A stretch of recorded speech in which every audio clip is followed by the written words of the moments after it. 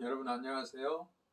오늘은 제 7주차 미세먼지에 대해서 하겠습니다. 이제 날씨가 쌀쌀해지고 있기 때문에 어, 미세먼지가 발생할 시기가 됐다고 생각이 됩니다.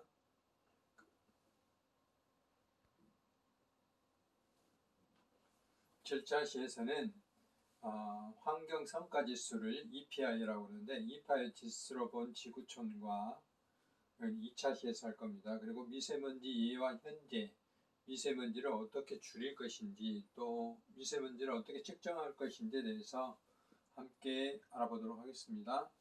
1차 시에서는 미세먼지에 대한 주로 피해와 영향에 대해서 알아볼 건데 2018년도에 프로야구 경기를 프로야구 기아 타이거스가 하고 있는 프로야구 경기가 중단된 바가 있습니다. 심한 미세먼지로 오늘 경기는 취소됐습니다 하는 것이 이 전광판에 써져 있는데요. 이때 그 미세먼지 경보가 발령돼서 이런 일이 있었거든요. 이와 같이 프로야구뿐만 아니라 우리들의 생활에 직접적으로 관련이 있는 것이 바로 미세먼지입니다. 그래서 이제 미세먼지 때문에 여러 가지 상황들이 생활이 많이 달라지고 있다고 생각됩니다. 그래서 미세먼지와 관련돼서 최근에는 이제 코로나19 때문에 금년에는 미세먼지가 그렇게 심하지 않았어요. 올 겨울, 가을, 겨울에는 어떻게 될지는 모르겠지만 4만3이라는 그 신조어가 만들어질 정도였어요. 과거에 4만4온이었죠. 3일 춥고 4일 따뜻하다 그랬는데 3한3이는 3일 춥고 4일 미세먼지가 온다. 미세먼지가 주로 추울 때보다는 이렇게 약간 따뜻해질 때 미세먼지가 오거든요.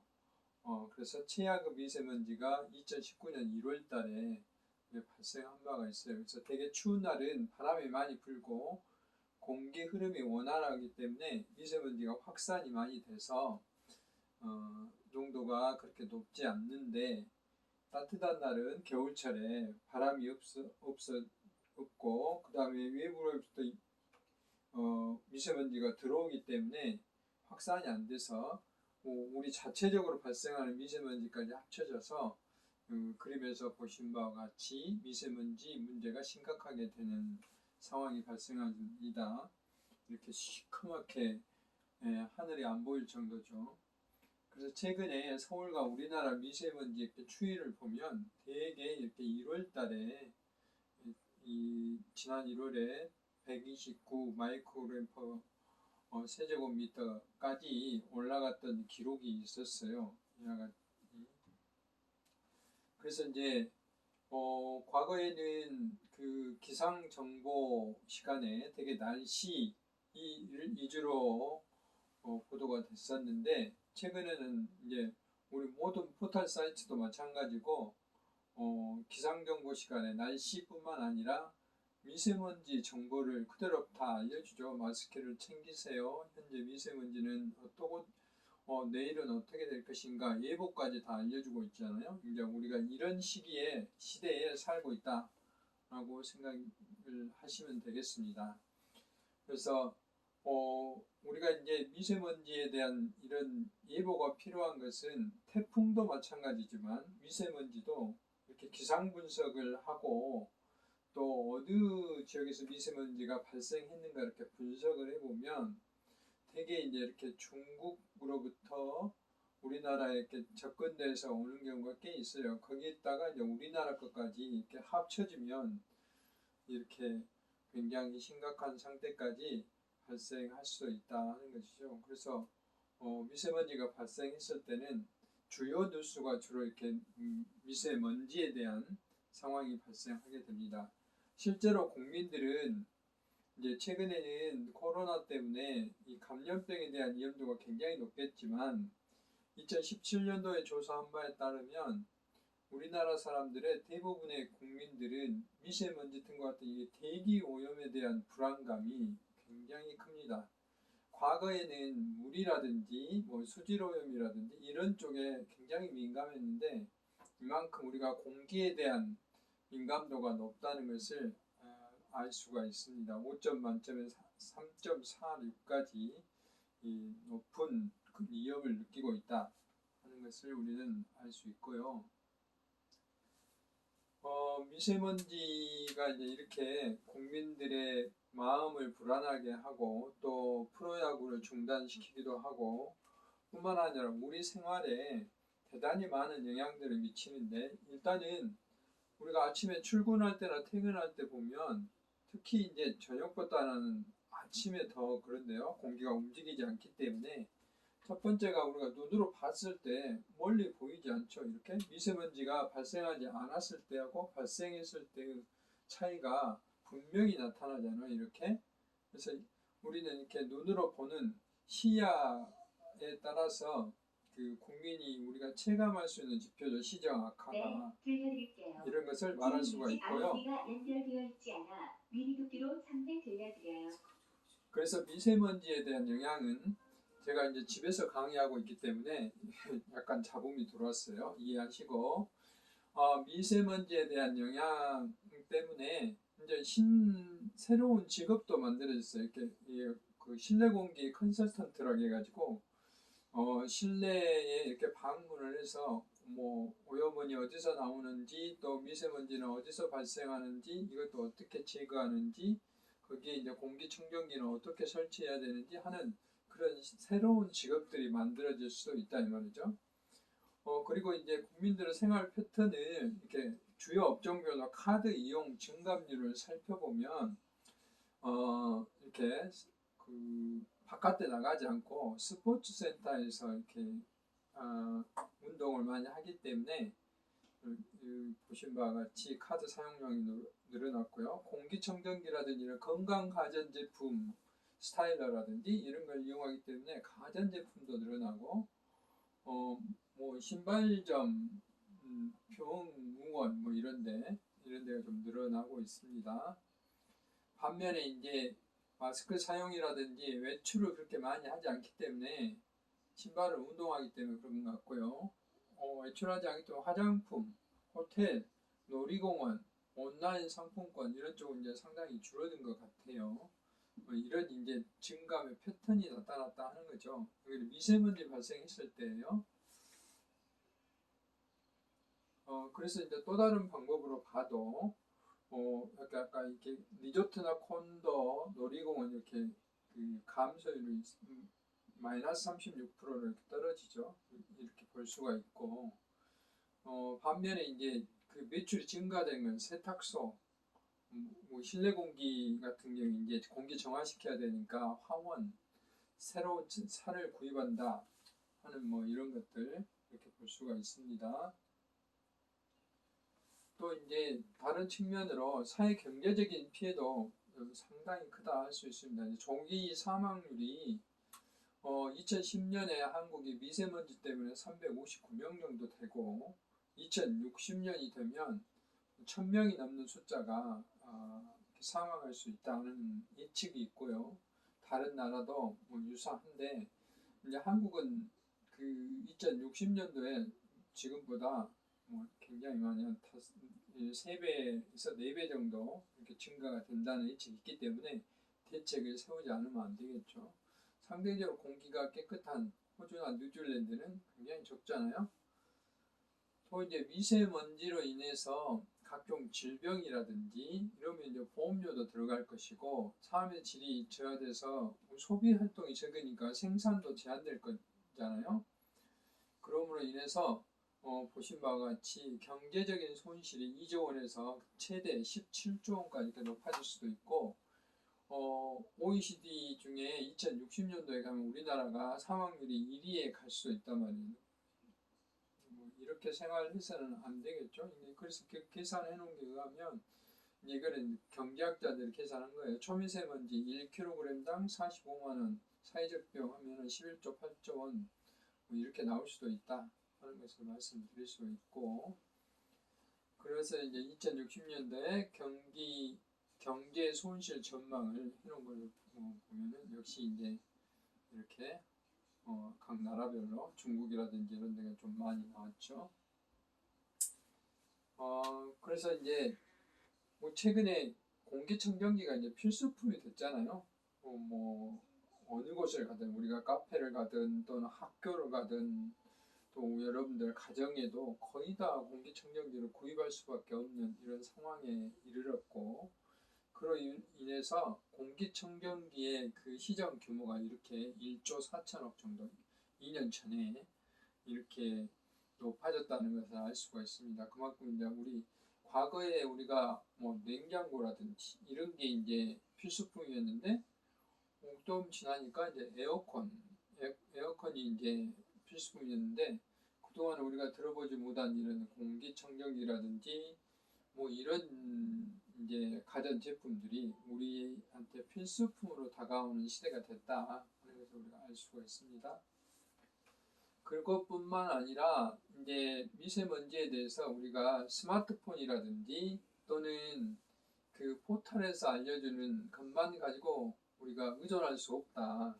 특히 이제 그 어린아이를 준 그 유치원, 초, 중, 고등학교 학부모들은 우리가 직접 미세먼지를 측정해보자 하는 단체도 만들고 또 직접 이런 그 간이 측정 이런 그 장비들이 꽤 나와 있어요. 뭐 아주 저렴한 것부터 2, 300만 원까지 하는 장비들이 나와 있고 또는 아파트 단지라든지 이 길거리에 가면은 이렇게 미세먼지 신호등이 있어가지고 이거는 미세먼지 직접 측정하는 건 아니에요. 측정소에서 정보를 보내주면 이렇게 보여주는 거예요.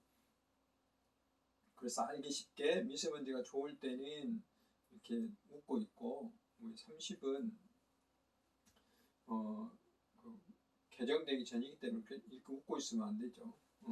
약간 그 나쁨 단계입니다. 그래서 내가 직접 측정하고 싶어 하는 그런 도구들이 만들어졌고, 정부에서는 이제 작년 연말부터 이런 그동안에는 국가만 미세먼지를 측정할 수 있었어요. 그런데 국민들의 요구가 많고 그래서 이런 간이 측정 장비도 이제 그 국가에서 인정하는 제도 이런 걸 형식 승인이라고 그러죠. 형식 승인이 제도가 만들어져서 지금은 이제 인정을 받은 제품은 그 오차율이라는 게 있어요. 오차율을 고려해서 측정을 할 수가 있어요. 다만 이제 그 국가에서 표준으로 하고 있는 것은 국가에서 측정하는 거고 이것은 감시하는 것이고 실제로 이제 표준화하는 농도는 별도로 이렇게 국가에서 측정을 하고 있는 것이죠. 그다음에 이제 우리가 국가에서 공식적으로 하는 예보는 여러 군데 우리가 뭐 굳이 이런 앱이나 홈페이지를 찾아가지 않더라도 에어코리아라는 홈페이지가 있고 앱이 있어요.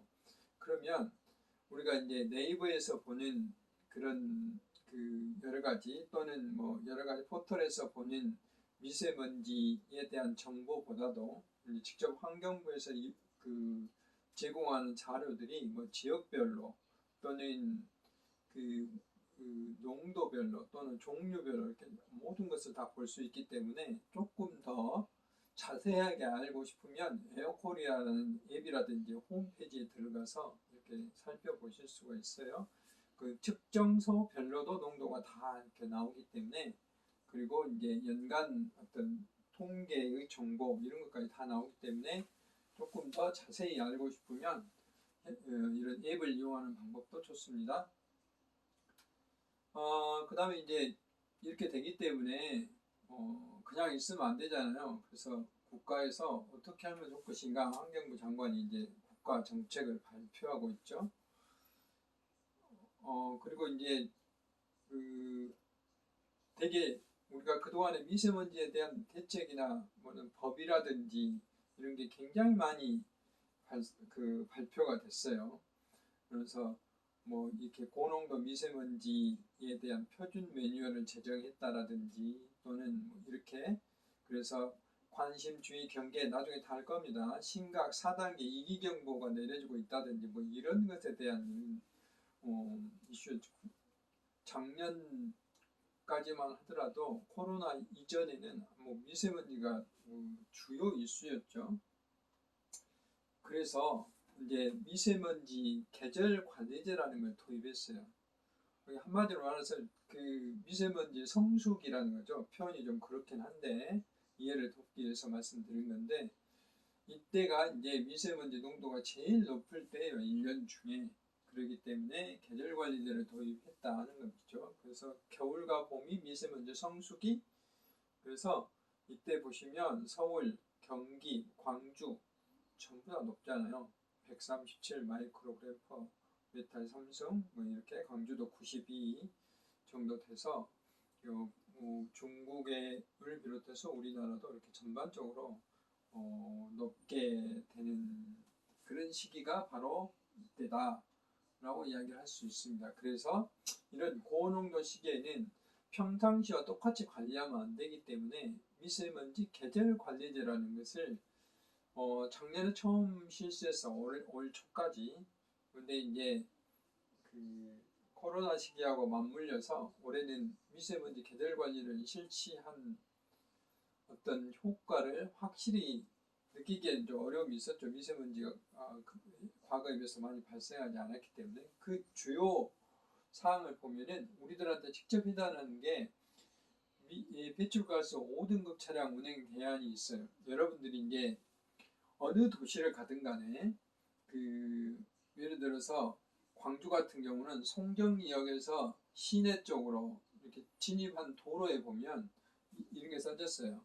배출가스 5등급 감시 카메라, 그렇게 써져 있어요. 그래서 이 계절관리제가 실시되면 이것은 시내로 들어올 수가 없어요. 그래서 이런 카메라로 이렇게 자동으로 감시하는 것이거든요. 또 이제 공공부분, 공무원들이라든지 공사, 공단에 근무하는 사람들은 이부제를 하는 차량 이부제, 뭐 이런 경우도 있고, 또 무료 마스크를 취약계층한테 공급하는 이런 게 이제 추후 내용들이에요. 뿐만 아니라 이제 공장이라든지 이런 사업장들은 미세먼지 배출을 줄이도록 하는 뭐 그런 것들을 특별 관리를 하는 것이 바로 미세먼지 계절 관리제다라고 이제 이야기를 할 수가 있습니다. 그래서 이제 대개 4단계로 미세먼지가 발생하면 이기경보를 단계별로 이렇게 발령을 하는데요. 먼저 이제 관심, 주의, 경계, 심각 순서대로 가는데, 대개 이제 관심은 가벼운 뭐 도로 청소를 확대한다든지 뭐 이런 것이고, 그 다음에 주의 단계에 가면 공공차량 우리가 전면 중지를 시켜요. 차량을 못하게 하는 거죠. 공공 부분은. 그리고 이제 그 건설 공장이라든지 뭐 이런 공공사업장에 연료를 감축시키고, 경계 단계 가면 민간 차량까지도 이부제를 실시하고, 심각 단계에는 민간 차량도 강제로 이부제를 합니다. 또 임시 공휴일도 지정할 수도 있고, 재난 사태를 선포할 수가 있어요. 그러면 학교라든지 어린이집이 이제 휴원을 하게 되는 것이죠. 아직까지 우리나라는 심각 단계까지 발령된 적은 없고, 이제 경계 단계까지 발령된 적은 몇 번 있었습니다. 그래서 이때에 가면 프로야구도 중단이 되게 되는 거죠.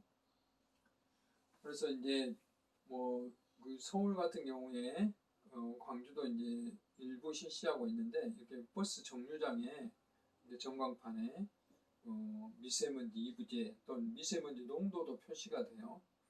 버스가 언제 올 것인가 그 표시뿐만 아니라 지금 현재 이렇게까지 우리가 이제 미세먼지에 대해서 많은 생활에 영향을 받고 있다라고 이제 이야기를 할 수가 있습니다.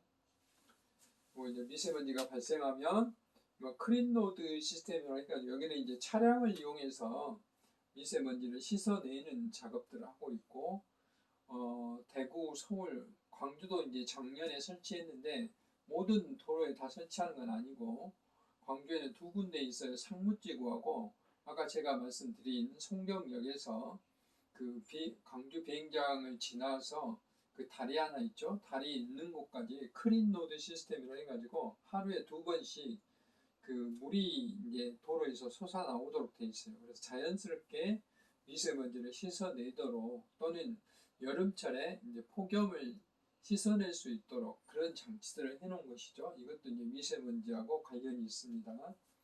또 미세먼지 집중 관리 지역이라는 걸 이제 지정할 수가 있어요. 그런 데는 어린이집이라든지 또는 요양원이라든지 병원이라든지 이런 이제 그 미세먼지의 주의를 요하는 시설들이 10군데 이상 이렇게 밀집돼 있으면 지자체장이 신청을 해서 환경부 장관이 지정을 하면은 특별 관리를 하게 돼요. 청소도 다른 데보다 훨씬 더 몇 번 해야 되고, 그 미세먼지에 대한 그 배출 단속도도 강화하고, 또 어린이들이라든지 이런 마스크 지원이라든지 또는 기타 미세먼지와 관련된 많은 지원을 하게 됩니다. 이제 그런 제도도 생겼다. 것을 알았으면 좋겠습니다.